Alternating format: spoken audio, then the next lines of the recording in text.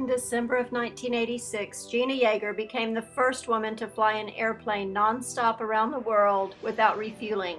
She and fellow pilot Dick Rutan made history when their specially built aircraft, Voyager, became the first airplane to completely circle the globe on one load of fuel. The journey took 9 days.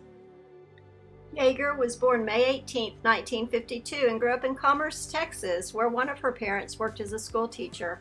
Early hobbies included horseback riding and running track, but she also developed an early interest in helicopters. At Commerce High School, Yeager studied drafting, a skill that would prove extremely valuable in her later project to design the first round-the-world aircraft. In '77, Yeager left Commerce and moved to Santa Rosa, California to work in the field of drafting. At age 26, she earned her private pilot's license.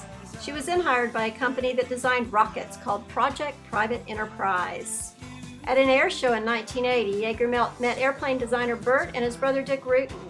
Dick Rutan had flown combat missions in the Vietnam War and was 14 years older than Yeager, was a featured acrobatic flyer at the show. He was chief test pilot for his brother's company based in California's Mojave Desert. Yeager and Rutan fell in love, and in the early 80s, Yeager moved to the desert to work as a pilot flighting Rutan aircraft. There she set new speed records for a woman pilot. One day, while dining at a restaurant, Yeager and the Rutan brothers conceived a plan to make the first nonstop airplane flight around the world. Bert Rutan mentioned the lightweight composite materials he built his planes could easily break distance records, and he was confident he could build a plane that could go around the world. Yeager and the Rutans began their project in '81. It was Yeager who named the airplane Voyager. She also drafted the engineering drawings, ran the business operations that kept the project afloat financially, and did the fundraising. The Voyager team received no money from government and subsisted largely on donations from private individuals.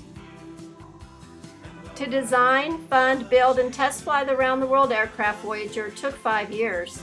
The plane cost $2 million and was hand-built by a team of volunteers.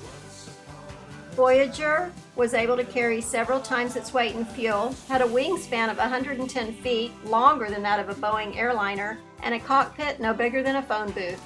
Loaded with all the fuel needed to make the round-the-world flight, it was inherently unsafe, referred to even by its designers as a flying bomb. Voyager took off from Edwards Air Force Base in California on December 14, 1986. The plane was so heavy on takeoff that its wings scraped the ground as it gathered sufficient speed for takeoff. Yeager, then 34, had undergone extensive training in ocean navigation and communications before the trip.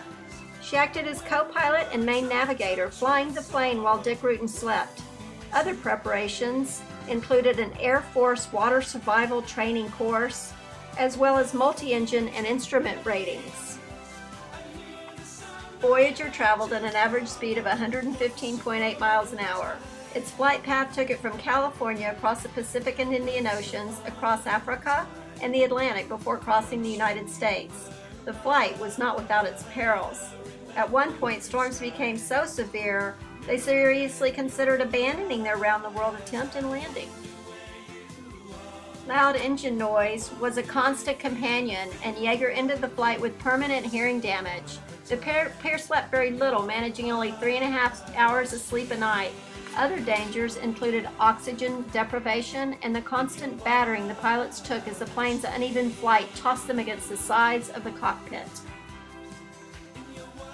9 days later, Voyager landed at Edwards Air Force Base on December 23, 1986. They had traveled 28,000 miles, landing them solidly in the record books with only 8 gallons of fuel to spare. President Ronald Reagan reacted to the news of the flight with enthusiasm and invited them to meet him in Las Vegas the following week. Reagan presented Yeager and Rutan with the Presidential Citizens Medal in recognition of their feat. After Voyager, Yeager said she was ready to take on new challenges.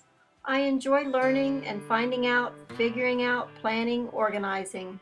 For me, that is fun."